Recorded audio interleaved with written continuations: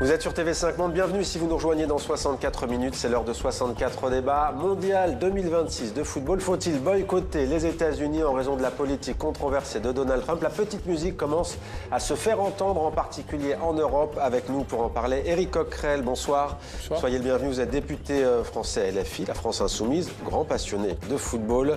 Avec nous également Simon Dutin, journaliste à RMC Sport, bonsoir. Bonsoir. Soyez le bienvenu, Simon, et Nicolas Xis-Martov, bienvenue également et bonsoir. Journaliste, vous écrivez notamment pour SoFoot et vous êtes l'auteur du livre Qatar, le mondial de la honte. C'était évidemment il y a quelques années. C'est aux éditions Libertalia. La Coupe du monde de football, je le dis en préambule, se jouera sur le continent américain du 11 au 19 juin à travers 3 pays, Canada, Mexique, États-Unis. Avant de vous donner la parole, messieurs, direction Berlin. Pourquoi Berlin? Parce que c'est en Allemagne, semble-t-il, que cette idée du boycott a pris corps de manière sérieuse. Notre correspondante Hélène Kohl est en direct. Bonsoir Hélène, où en est-on à ce sujet exactement? Alors officiellement, la question est tranchée puisque plusieurs poids lourds du gouvernement allemand se sont positionnés et ils ont écarté l'idée d'un boycott. Le ministre fédéral de l'Intérieur, chargé des sports, estime que le foot n'a pas à devenir l'otage de la politique. Et puis le vice-chancelier, lui, estime que c'est une idée absurde, du grand n'importe quoi. Cela dit, ici à Berlin, on sent bien que le débat n'est pas tout à fait tranché puisqu'il y a un proche du chancelier, le porte-parole de son parti, la CDU, pour les affaires internationales, qui avance maintenant l'idée d'un boycott comme un ultime recours pour faire pression sur Donald Trump au cas où ce dernier ferait volte-face d'ici la compétition sur la question du Groenland. Voilà pour la politique. Du côté des instances du foot, on marche sur des œufs. Le vice-président de la fédération dit maintenant qu'on ne peut plus faire semblant, qu'on ne peut plus fermer les yeux sur la situation intérieure aux États-Unis. Et donc, la fédération cherche maintenant une ligne de crête. On ne veut pas d'un boycott frontal et en même temps, on cherche ce qu'on appelle ici un positionnement critique. En gros, on participerait à cette compétition, mais une fois sur place, on multiplierait les gestes symboliques en faveur des droits et des valeurs démocratiques, un peu comme ce qui s'était passé au Qatar il y a 4 ans, avec donc un exercice d'équilibriste assez périlleux, très critiqué à l'époque et qui s'est soldé par un échec sportif pour la Mannschaft, éliminée au premier tour. Merci beaucoup Hélène en direct de Berlin, en Allemagne pour TV5 Monde. Éric Coquerel, la première question est pour vous. Pourquoi êtes-vous en faveur de cette idée du boycott? Vous en êtes même, on peut dire en France, l'un des initiateurs. Pourquoi? Du côté politique, oui. Alors, très exactement, je précise, l'idée n'est pas que l'équipe de France boycotte la Coupe du Monde. Hein. Oui, c'est bien de le préciser. Voilà, non, c'est bien parce que des fois, quand on parle de boycott, c'est cet élément-là qui est mis sur la table. L'idée, c'est de dire que comme il y a 3 pays qui organisent cette Coupe du Monde, dont 2 d'ailleurs qui sont les parents pauvres un peu du nombre de matchs, le Canada, le Mexique, eh bien, parmi les mesures de rétorsion vis-à-vis de Donald Trump, l'idée de ne pas aller aux États-Unis pourrait du coup devenir assez crédible et réaliste. D'autant plus qu'il y a une particularité, vous avez remarqué, c'est que on va organiser une Coupe du Monde dans 3 pays.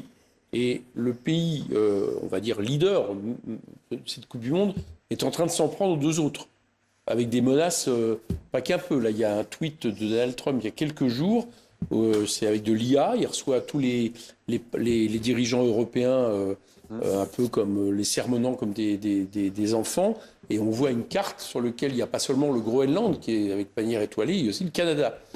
Donc on est quand même dans un contexte un peu spécial, quoi. Avec des menaces sur les 2 pays voisins. Mais alors, pourquoi? Quel est dans la politique de Donald Trump ce qui vous incite à dire 0 match de football sur le sol américain? Alors il y a 3 éléments. Bon, alors, la proposition que j'ai faite, si on s'en souvient, je l'ai fait juste au moment où il y avait des menaces d'invasion du Groenland.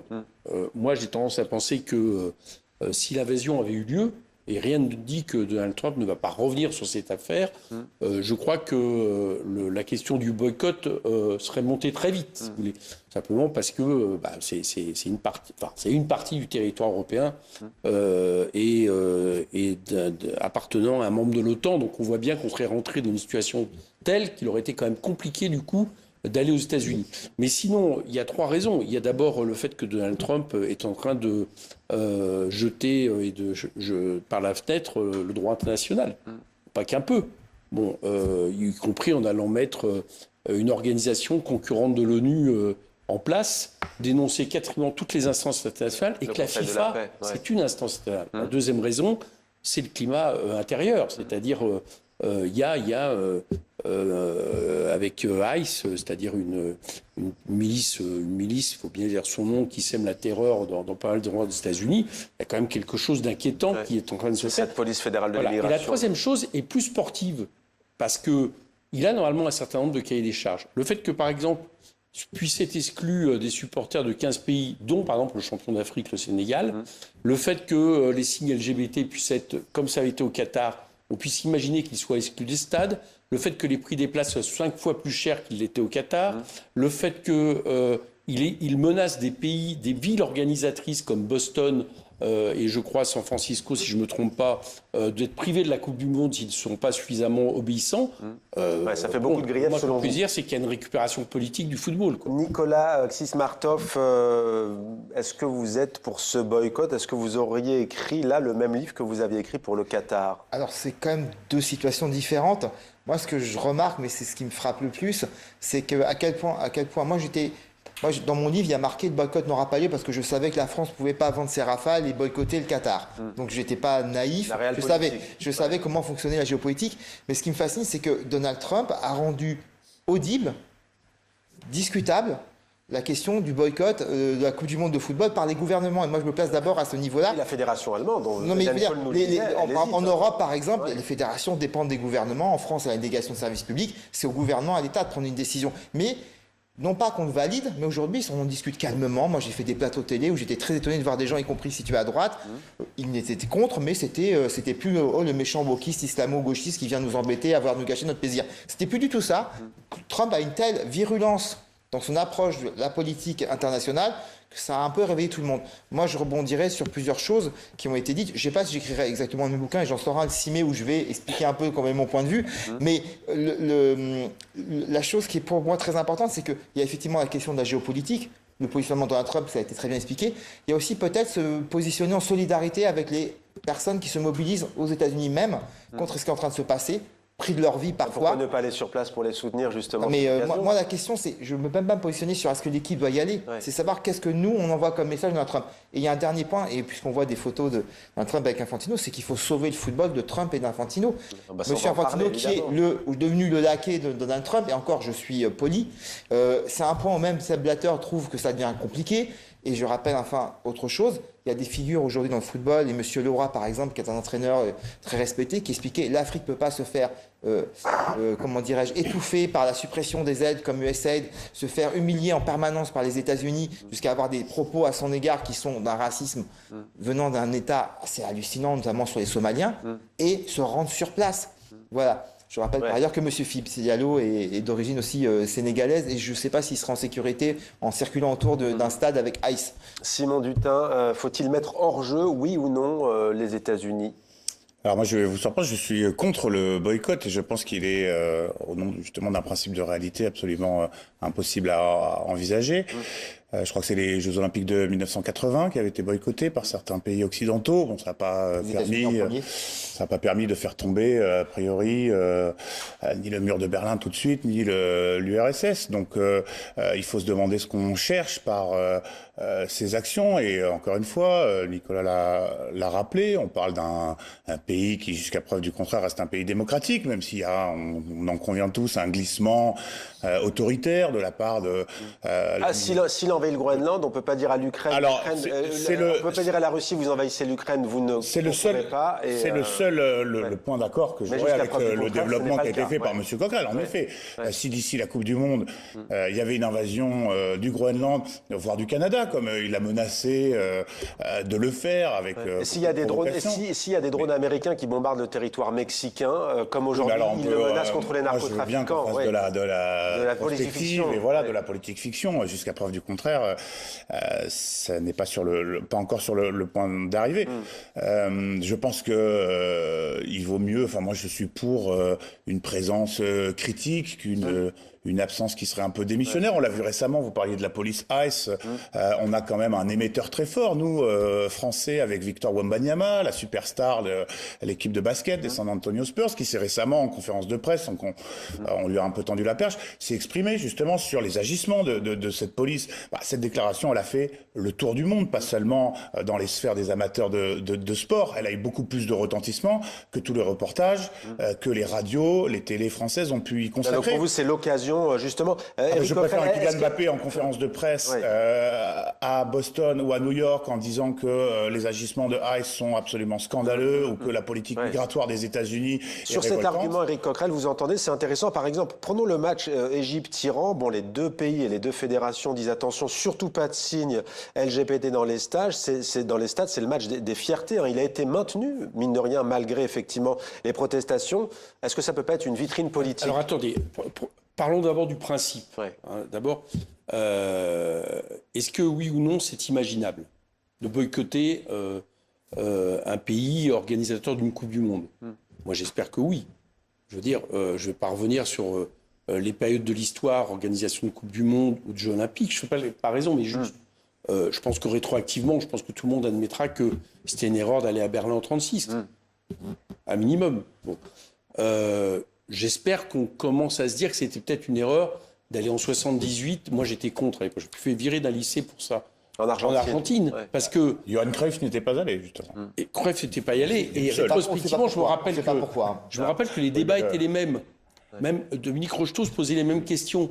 Est-ce que finalement, il vaut mieux pas les dénoncer sur place? Bon, à la fin, c'est quand même les généraux argentins qui, pendant qu'on est en train de torturer dans les caves, etc., pas très loin du stade, remettent la Coupe du Monde. Donc, on voit bien qu'il y a, à un moment donné, une utilisation politique de ce genre d'événement qui rend crédible le boycott. Alors, ça, c'est sur le principe. Est-ce que on en est là avec les États-Unis? Moi, déjà, je suis content que le débat ait eu lieu. Parce que je suis d'accord avec le fait que personne ne le rejette comme ça. Ça paraît pas lunaire. Ça paraît pas lunaire. C'est pas quelque chose... j'entends ce que vous dites. Vous dites, par exemple, s'il envahissait le Groenland, on pourrait peut-être rediscuter. Bon. Et je pense que ça rediscuterait immédiatement. Voilà. Donc, ça veut dire qu'on a franchi un pas. Ouais, mais pourquoi on a franchi un pas? Parce que vous parliez de cet homme, et c'est intéressant, Gianni Infantino. Alors, on sait que Donald Trump est très déçu de ne pas avoir reçu le prix Nobel de la paix, mais il pourra se consoler. Il a reçu le tout premier prix de la paix de la FIFA. C'est très sérieux. Donald Trump, d'ailleurs, a qualifié cette remise d'un des plus grands honneurs de sa vie. On sait que Donald Trump, en général, est toujours dans l'excès dans les mots. Je vous vois regarder et lever les yeux en l'air. Mais c'est vrai que tout de même, tiens, c'est à vous que je vais la poser. Ça commence à être un peu gênant, cette relation entre Gianni Infantino et Donald Trump. Dans le bureau ovale, il a cité les favoris. Alain Giresse, il était ici présent à votre place. Il a cité les favoris, Espagne, Allemagne, Brésil. Il n'a pas cité la France. En demandant à Alain Giresse me dit, ça ne m'étonne pas, il déteste la France. Au-delà de ça, c'est vrai que c'est un personnage qui pose question pour le sport qu'est le football. Vous parlez de choses gênantes. Il y a beaucoup de choses gênantes qui sortaient de la bouche et du bureau de Gianni Infantino, qui, tant qu'il était le monsieur loyal à la FIFA, était apprécié de tous. C'est celui qui ouvrait les boules lors des tirages au sort et qui avait donc avec son crâne dégarni une image très sympathique. Mais Gianni Infantino a planté un couteau dans le dos de Michel Platini pour atteindre les sommets de la FIFA. Et Gianni Infantino ne pense qu'à mais qui se sert de qui? Développer le football au nom de l'argent. Ça va vous rappeler, donc c'est très certainement. On dit beaucoup que la politique intérieure et surtout extérieure de Donald Trump ne vise qu'à favoriser le business américain. Gianni Infantino ne prend des décisions que pour favoriser le business de la FIFA, pour développer l'économie de la FIFA et maximiser le chiffre d'affaires de la FIFA. Donc l'argent n'a pas d'odeur pour Gianni Infantino, qui a élargi la Coupe du Monde, et ça, c'est un débat beaucoup plus sportif, à 48 pays, ce qui est une incongruité sportive absolue. Vous allez avoir au premier tour des matchs qui vont se solder par des scores peut-être à 2 chiffres. Il n'est pas interdit de penser que certaines équipes vont encaisser 10 buts au premier tour, ce qui est absolument grotesque. Et puis il y avoir des énormes surprises aussi. De cette portée, il pourra en effet, vous faites bien de le rappeler, et c'est d'ailleurs un des arguments de Gianni Infantino, la proverbiale universalité du football. Mais pour en revenir à ça, évidemment, Infantino, il a organisé la première Coupe du Monde des clubs aux États-Unis, et tant qu'on lui promet des revenus, du sponsor et de l'argent, il est prêt à tout. Vous parliez de l'Afrique, Claude Leroy, on le sait, ancien sélectionneur, 77 ans, fan du football tout court, mais du football africain en particulier. Il dit le foot c'est la vie, c'est pas Gianni Infantino, fier d'être dans le bureau ovale de Trump ou à Mar-a-Lago Lago qui cautionne un président qui abîme l'Afrique en tuant des organisations. Vous parliez du USAID, c'est ça le drame de ce continent. Et il poursuit en disant, je me demande s'il ne faudrait pas appeler au boycott de la Coupe du Monde 2026. À ce point de vue-là, il s'entend fortement, c'est-à-dire que les États-Unis, encore, on va revenir sur la géopolitique pure, mais on est quand même, le football, c'est quand même ça, une Coupe du Monde, c'est quand même ça. Avant les JO de Berlin, je rappelle qu'il y avait une Coupe du Monde de football en Italie, et même Jules Rimet, le fondateur de la FIFA français, disait que Mussolini en était devenu le président. Ce qui nous attend, ce qu'on va vivre sûrement pendant la Coupe du Monde. Donald Trump veut clairement utiliser la Coupe du Monde parce que il a un cul de la personnalité stalinien de sa personne. C'est fou comment il s'est très vite emparé de cet événement. Il a compris il veut la lumière, il veut briller, il veut construire un storytelling où il est l'homme le plus important au monde. Il n'arrête pas de le répéter regardez comment il renomme tous les bâtiments, les lieux à son nom aux États-Unis. Il n'attend même pas que quelqu'un le reconnaisse. Est-ce qu'on peut imaginer un président américain conspué lors de la finale de la Coupe du Monde? Il ne s'est pas rendu au Super Bowl cette fois-ci. Alors, de toute façon, il ne voulait pas y aller parce que le Super Bowl, et notamment ce qui s'est passé à la mi-temps avec Bad Bunny, il savait que ça serait destiné contre lui. Rappelez-moi, Vladimir Poutine avait assisté en 2018 au Sacre des Bleus. La différence, il était au stade, Vladimir Poutine. Oui, bien sûr. Mais la différence, elle est fondamentale entre Vladimir Poutine et Trump. Non pas qu'ils soient des personnages très recommandables, loin de là. La différence, elle est où? C'est que Vladimir Poutine a utilisé la Coupe du Monde pour jouer la séduction, pour montrer que la Russie était redevenue un grand pays. Donald Trump, il prostitue la Coupe du Monde à sa gloire. Et Infantino, ça a été très bien dit, il est à vendre. C'est pas une nouveauté, tout le monde le sait. C'est d'ailleurs un des reproches que lui fait finalement Sepp Blatter, qu'il a trahi et qui aimait autant l'argent que lui, mais Blatter avait construit une FIFA qui regardait les États dans les yeux et s'imposait. Il dit, mais qu'est-ce que tu as fait de mon joli jouet? Tu es en train de le donner gratuitement à un homme, alors qu'on pourrait normalement s'imposer. John Infantino, il est à genoux. Il était devant le Qatar pour des sommes d'argent et pour des considérations de cet ordre-là. Il a été devant Poutine parce que c'était un homme puissant qui promettait une Coupe du Monde où il a dépensé des milliards. On est dans cette configuration. Quand je dis qu'il faut, entre guillemets, sauver le football de Donald Trump et Gianni Infantino, c'est qu'il est quand même grandement menacé par cette logique-là. Petit point sur la Coupe du Monde à 48. 10 secondes, on a terminé. Ouais. On aurait pu baisser le nombre d'équipes européennes et plus d'équipes africaines ou d'autres pays. L'universalité a été conservée, mais moins d'argent de fait. Bon, voilà qui est dit en tous les cas. Merci beaucoup, Éric Coquerel, monsieur le député, Simon Dutin, journaliste, et Nicolas Axis-Martov, journaliste. Et puisque vous travaillez à SoFoot, c'est l'occasion pour nous de dire que Christophe Glaise est emprisonné maintenant en Algérie depuis plus de 7 mois. Ça fera fin février 8 mois qu'il est incarcéré, donc non plus à Tizi Ouzou. Il a été transféré dans une prison près d'Alger, à Koléa. Voilà donc pour le visage de Christophe Glaise, grand passionné de football et qui écrit notamment à SoFoot. Merci à tous.